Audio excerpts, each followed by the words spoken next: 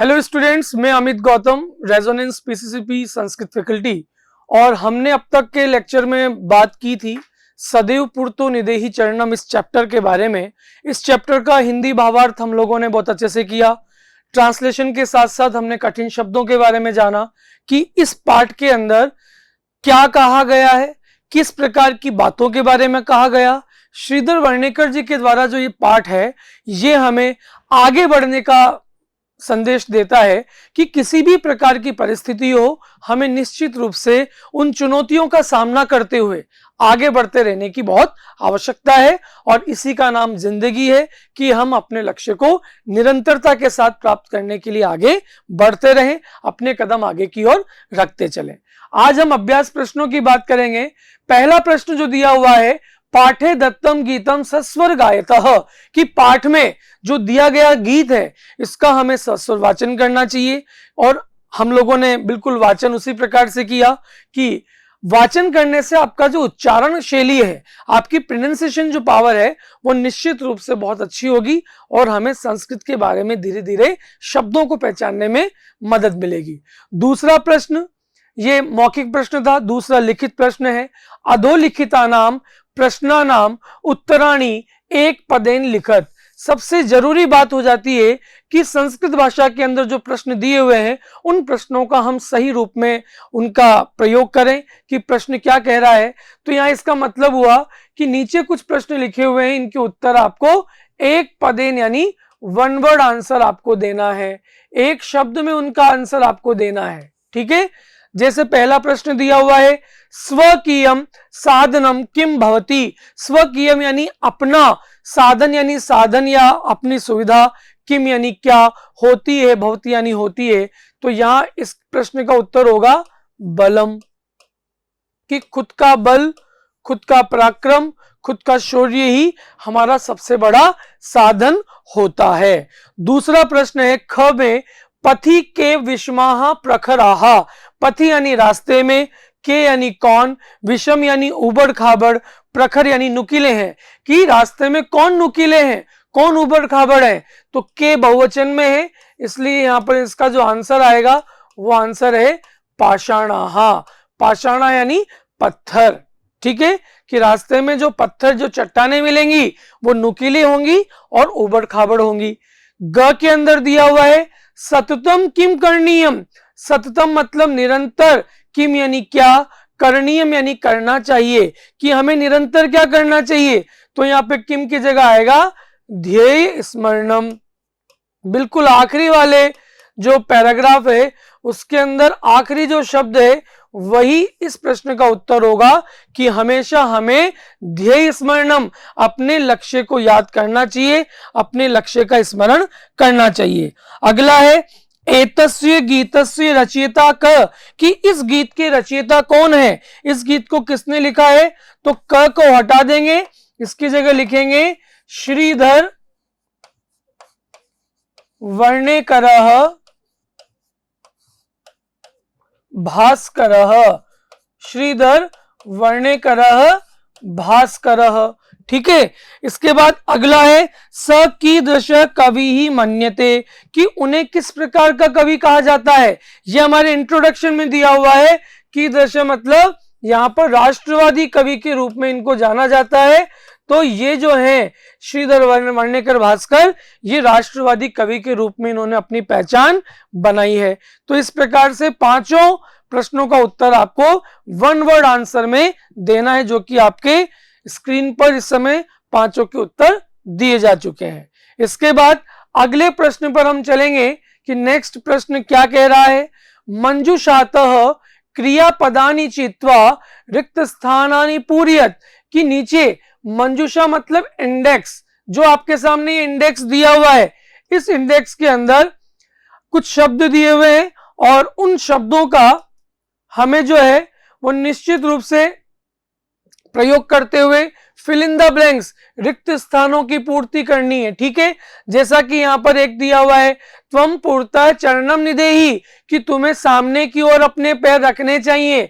तो यहाँ पर फिल इन द ब्लैंक्स के अंदर निदेहि आया।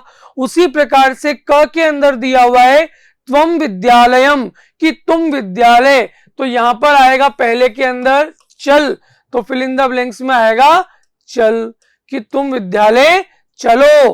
राष्ट्रीय अनुरक्तिम, कि राष्ट्र में, अनुरक्ति मतलब प्रेम, निदेही क्या आएगा इसमें, निदेही का मतलब हुआ रखना चाहिए या रखो, कि राष्ट्र में अनुरक्ति रखो, तो दूसरे में आएगा निदेही। क्लियर। इसके बाद में ग में है मह्यम जलम, कि मह्यम यानी मुझे, जलम यानी जल, देही, तो तीसरे में आएगा देही मतलब होता है दो। ठीक है, चल मतलब हुआ चलो और निदेही मतलब रखो। ठीक है, तो यहां पर मह्यम जलम देही, तो यहां पर ये इसका आंसर होगा। मूढ़ मूर्ख, खालिस्तान धनागम तृष्णाम, कि हे मूर्ख खालिस्तान धनागम तृष्णाम, तो यहां पे क्या आना चाहिए, जही ही। जही ही का मतलब होता है छोड़ो, कि हे मूर्ख तुम्हें धन की इच्छा, धन का लालच छोड़ना चाहिए, कि धन की इच्छा को छोड़ो। और आखिरी में आएगा भज गोविंदम, कि गोविंद का नाम भजन करते रहो। इस प्रकार से यहां पर ये 5वें में होगा और ये होगा आपके जई 4th नंबर पर। ठीक है, नेक्स्ट इसके बाद में अगला है, एक लास्ट रह गया था, क्वेश्चन नंबर 4, उचित कथना नाम समक्षम आम अनुचित नाम समक्षम न इति लिखत, कि आपके सामने कुछ प्रश्न दिए हुए, उन प्रश्नों के अंदर कुछ वाक्य हैं, सही वाक्य के सामने आपको लिखना है आम, और गलत अगर है तो उसके सामने लिखोगे आप न। तो सही के लिए लिखोगे आम और गलत के लिए लिखोगे न। ठीक है, पहला इसमें दिया हुआ है निज निकेतनम गिरि शिखरे अस्ति, कि हमारा आवास गिरि शिखर पर है, तो निश्चित रूप से इस प्रश्न का जो उत्तर होगा वो होगा आम, कि हाँ प्रस्तुत पाठ में कहा गया है कि हमारा घर वास्तव में पर्वत की चोटी जैसी ऊंचाइयों पर है। दूसरा है स्वकीयम बलम बाधकम भवति, क्या हमारा बल बाधक होता है, नहीं हमारा बल साधक होता है, इसलिए ये प्रश्न जो है वो गलत है, तो यहां जाएगा न। पथि हिंसा पशुवः न संति, क्या रास्ते में हिंसक और पशु नहीं है, तो यहाँ पर ये वाला वर्ड भी जो है वाक्य ये भी गलत हुआ। गमनम सुकरम अस्ति, घ में दिया हुआ है कि जाना सरल है, नहीं जाना बहुत कठिन है, तो ये वाला वाक्य भी जो है वो बिल्कुल गलत है। इसके बाद अगला है सदैव अग्रे एव चलनीयम, कि हमेशा हमें आगे की ओर चलना चाहिए। बिल्कुल इस पार्ट में यही चीज की संज्ञा दी है कि हमें हमेशा अपने कदम आगे की ओर ही बढ़ाने चाहिए। चौथे के अंदर जो अ था इसके अंदर का हमने प्रश्न देखा। इसके बाद 4th के अंदर ही एक और प्रश्न दिया हुआ है, यहां दिया हुआ है कि वाक्य रचना की दृष्टि से अर्थभेद स्पष्टीकृत, कि आपके सामने कुछ 4 शब्द दिए हुए हैं, इधर भी दिए हुए हैं और दूसरी तरफ भी दिए हुए हैं, तो शब्दों के अनुसार क्या इनका अर्थ होगा। तो सबसे पहले परितः का मतलब होता है चारों ओर, यह आपको अपनी कॉपी में लिखना चाहिए, क्योंकि अव्यय में आपको पढ़ाया भी गया है कि परितः मतलब चारों ओर, और यदि पुरता आता है तो इसका मतलब होता है सामने की ओर। ठीक है, ये इसका आंसर हुआ सामने की ओर।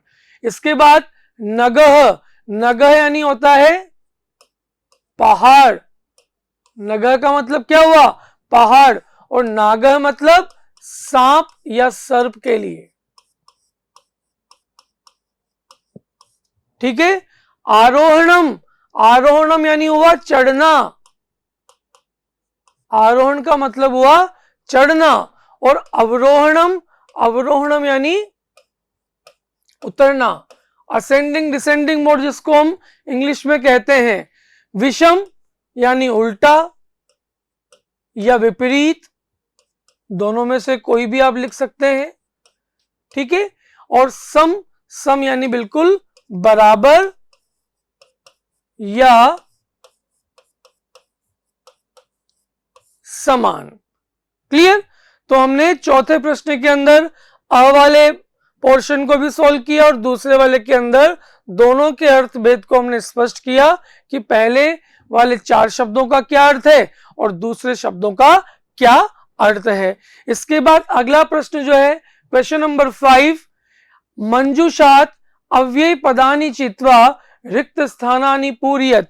अव्यय पद आप लोगों ने 6th में भी पढ़ा, 7th में भी पढ़ा और 8th क्लास में भी हम अव्यय पद पढ़े।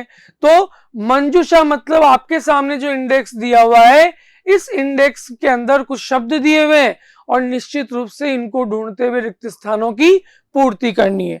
सबसे पहले तो हम जाने कि भाई इंडेक्स में शब्द कौन कौन से दिए हुए हैं। एव, इसका मतलब हुआ ही। एव का मतलब क्या होगा? ही। ठीक है। इसके बाद में खलु, खलु का मतलब होगा अवश्य। तथा मतलब जैसा। परितः मतलब चारों ओर। ठीक है। पुरतः मतलब सामने की ओर। सदा मतलब हमेशा और बिना मतलब के बिना। ठीक है। अब देखते हैं कि आपका प्रश्न पूछे हुए हैं। पहला प्रश्न दिया हुआ है, विद्यालयस्य खाली स्थान एकम उद्यानम अस्ति, कि विद्यालय के खाली स्थान एक उद्यान है। तो इसमें से उपयुक्त बनता है पुरतः, कि विद्यालय के सामने की ओर एक उद्यान यानी एक बगीचा है। तो ये बिल्कुल सही रिक्त स्थान की पूर्ति हुई। दूसरा प्रश्न दिया हुआ है, सत्यम जयते। ये हमारा किसी न किसी अशोक चक्र के ऊपर दिया हुआ भी है और न्यायालय के अंदर भी एक निर्णायक शब्द के रूप में जाना जाता है। तो यह आएगा सत्यम प्लस एव जयते। तो यहां पर एव यानी ही, कि सत्य की ही विजय होती है। किम भवान स्नानम कृतवान, क्या आपने स्नान किया? खलु, तो यहां आएगा क्या आपने निश्चित रूप से स्नान किया, क्या आपने अवश्य स्नान किया? तो खलु मतलब अवश्य ही। स यथा चिंतयति, स यानी उसने, जैसा सोचा, तथा आचरती, तो यथा शब्द आया है। बिल्कुल हम जानते हैं कि यथा के साथ किसका प्रयोग होगा? तथा का प्रयोग होना बिल्कुल वाजिब है। तो इस प्रकार से हमने चारों के अंदर अव्यय पदों को सॉल्व किया इंडेक्स के माध्यम से। ठीक है। इसके बाद में ग्रामम खालिस्तान वृक्षा संति, कि गांव के, तो यहां आ जाएगा परितः। बाकी बचे हुए में क्या बचा? कि ग्रामम परितः वृक्षा संति, कि गांव के चारों ओर वृक्ष हैं। इसके बाद में च में है विद्या जीवनम वृथा, कि विद्या के बिना जीवन व्यर्थ है। तो के बिना को क्या बोलते हैं संस्कृत के अंदर? जैसा इंडेक्स में दिया हुआ है विना, कि वास्तव में विद्या के बिना जीवन की कोई कल्पना नहीं की जा सकती। और आखिरी बचा खालिस्तान भगवंतम भज, कि क्या करो? भगवंतम भज। तो यहां पे आ जाएगा कुरु, कि हमें भगवान का भजन करना चाहिए। ठीक है। इसके बाद में अगला प्रश्न है क्वेश्चन नंबर 6, विलोम पदानी योजयत। आपके स्क्रीन पे क्वेश्चन नंबर 6 कि आपके सामने कुछ शब्द दिए हुए हैं और इसके सामने हमें सही विलोम शब्द इसका मालूम करना है। तो पुरतः, तो पुरतः मतलब हुआ सामने की ओर, इसका विलोम शब्द होगा पृष्ठतः। तो यहां आएगा पृष्ठतः यानी पीछे की ओर, पीछे की ओर। ठीक है। तो इस प्रकार से पहला पुरतः का क्या बना? पृष्ठतः। स्वकीयम, स्वकीयम यानी अपना किया हुआ, अपना किया हुआ। तो अपना मतलब पराया होना चाहिए। तो यहां पर स्वकीयम का बनेगा परकीयम। परकीयम यानी दूसरों का किया हुआ, दूसरों का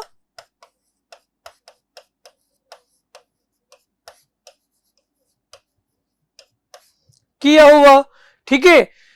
भीति ही, भीति यानी डर, तो यहां बनेगा भीति का साहस। भीति का क्या बनेगा? साहस। साहस यानी पराक्रम के लिए आया, शौर्य के लिए आया कि भीति यानी डर यानी भय, और भय का उल्टा बना साहस।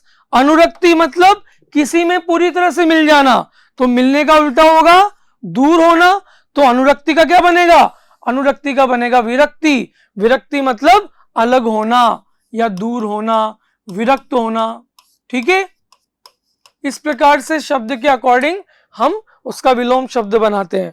और आखिरी क्या बचा? गमनम यानी जाना, और यहां बनेगा आगमनम। आगमनम का बनेगा आना। तो इस प्रकार से शब्दों को देख करके हमने विलोम शब्दों को पहचान सकते हैं। इसलिए अभ्यास प्रश्नों को हमें बिल्कुल बहुत अच्छी तरह से हमें सॉल्व करना चाहिए, क्योंकि अभ्यास प्रश्नों के हल से ही निश्चित रूप से हम उस पाठ के सारांश तक पहुंच सकते हैं। इसके बाद क्वेश्चन नंबर 7, इस चैप्टर का क्वेश्चन नंबर जो 7 का जो अ है, ये कह रहा है कि लट लकार पतेभ्यः लोट विधिलिंग लकार पदानाम निर्माणम कुरुत, कि आपके सामने वर्तमान काल में ये शब्द दिए हुए हैं। ये सब शब्द किसमें है? लट लकार वर्तमान काल में। किसमें है? लट लकार वर्तमान काल में। और हमें किसमें चेंज करना है? इसको आज्ञार्थक काल में चेंज करना है। विधिलिंग लकार मतलब जिसमें चाहिए अर्थ निकले, उन दोनों के अंदर हमें इसको चेंज करना है। ठीक है, तो खेलसी। अब खेलसी क्या है? मध्यम पुरुष का एक वचन। क्या है ये? ये मध्यम पुरुष का एक वचन है। अब मध्यम पुरुष का एक वचन है तो लोट लकार के अंदर भी वही आना चाहिए। तो क्या बनेगा? खेलतु, खेलताम, खेलंतु। खेलसी आया है तो मध्यम पुरुष का एक वचन लोट लकार में क्या आएगा? कि यहां पर आएगा खेल। क्या आएगा? खेल। और इसी प्रकार से खेलेत, खेलेताम, खेलेयुः, तो यहां आएगा मध्यम पुरुष का एक वचन खेले। क्या आएगा? खेले। तो इस प्रकार से अगर हमें धातु रूप आता है तो धातु रूपों के ज्ञान से हम तमाम तरह के इस प्रकार के प्रश्न सॉल्व कर सकते हैं। खादंती। अब खादंती जो है ये प्रथम पुरुष का क्या है? बहुवचन है। क्या है ये? बहुवचन। तो लोट लकार में भी वही आना चाहिए। तो खादतु, खादताम, खादंतु, तो यहां बनेगा खादंतु। इसी प्रकार से विधिलिंग लकार के अंदर हम बनाएंगे खादेत, खादेताम, खादेयुः, विसर्ग आएगा। जैसा हमने पट धातु के रूप पढ़े हैं उसी प्रकार से पांचों पट धातु के रूपों से हम बाकी धातुओं के बाती क्रियाओं के रूप हम बना सकते हैं। पीबामी। पीबामी जो है वो उत्तम पुरुष का एक वचन। उत्तम पुरुष का क्या है? एक वचन। तो ये लोट लकार में बनेगा पीबानी। क्या बनेगा? पीबानी। क्यों बनता है? कि पीबतु, पीबताम, पीबंतु, पीब, पीबतम, पीबत, पीबानी, तो यहां पर एक वचन में आएगा पीबानी। उसी प्रकार से विधिलिंग लकार में बनेगा पीबेत, पीबेताम, पीबेयुः, मध्यम पुरुष बनेगा पीबे, पीबेतम, पीबेत, पीबेयम, तो यहां बन जाएगा पी छोटा वाला, बे, य और म के नीचे हलंत। इसी प्रकार से हस्तः। हस्त किसमें है? ये प्रथम पुरुष के द्विवचन के अंदर। पठती, पठतः, हस्ती, हस्तः, तो यहां बनेगा क्या बनेगा? हस्तु, हसताम,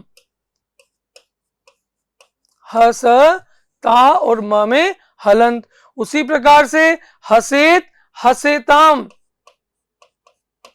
दोनों में अंतर है। हसताम आएगा तो इसका मतलब लोट लकार में है, और हसेताम आएगा इसका मतलब ये विधिलिंग लकार का शब्द है। अब अगला बना नयामः। किसमें बना? नयामः। तो यहां लोट लकार के अंदर, क्योंकि ये उत्तम पुरुष का बहुवचन, उत्तम पुरुष का बहुवचन, तो लोट लकार में क्या बनेगा? नयतु, नयताम, नयंतु, नय, नयतम, नयत, नयानी, नयावह, नयाम, तो यहां पर बन जाएगा नयाम, विसर्ग नहीं आएगा।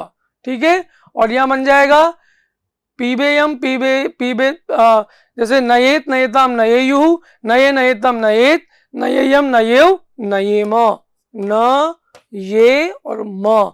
इस प्रकार से हम शब्दों को देखेंगे, क्रियाओं के रूपों को देखेंगे और क्रियाओं के रूप से हम इस प्रकार से आंसर्स को बना सकते हैं। इसके बाद क्वेश्चन नंबर 7 का जो अगला दिया हुआ है, अधोलिखितानि पदानि निर्देशानुसार परिवर्तियत। यहां पर आपके सामने क्या होंगे, शब्द होंगे और उन शब्दों को हमें उसी के अकॉर्डिंग सॉल्व करना है जो आपके कोष्ठक के अंदर दिए हुए हैं। पहले वाले धातु थे, अब इस बार शब्द रूप है। जैसा पहला दिया हुआ है कि गिरी शिखर शब्द है, इसको किसमें चेंज करना है, सप्तमी एक वचन में, तो क्या बना, गिरी शिखरे। इसी प्रकार से पथिन सप्तमी एक वचन में बनेगा पथि। राष्ट्र चतुर्थी एक वचन में बनेगा राष्ट्राय, क्या बनेगा, राष्ट्राय। पाषाण सप्तमी एक वचन में बनेगा पाषाणे, फल शब्द के अकॉर्डिंग। यान द्वितीय बहुवचन में बनेगा रामम रामौ रामान, तो क्या बनेगा यानान। और यान शब्द को अगर हमने किस में रखा, नपुंसकलिंग के अंदर, तो यह बन जाएगा यानानी। शक्ति प्रथमा एक वचन के अंदर इस प्रकार से बनेगा। पशु सप्तमी बहुवचन तो बनेगा पशुषु। ठीक है, तो ये हुए आपके शब्द रूपों का ज्ञान। इसके बाद हमने अब तक 7 क्वेश्चन देख लिए और 7 क्वेश्चन के हमने आंसर्स देखे। तो इस प्रकार से इस पार्ट के अंदर हम लोगों ने पूरे एक्सरसाइज को देखा कि एक्सरसाइज के अंदर किस किस प्रकार से प्रश्न पूछे गए हैं जो कि आपके पाठ्य पुस्तक से संबंधित है। आशा करता हूं कि आपको निश्चित रूप से वीडियो पसंद आया होगा। धन्यवाद।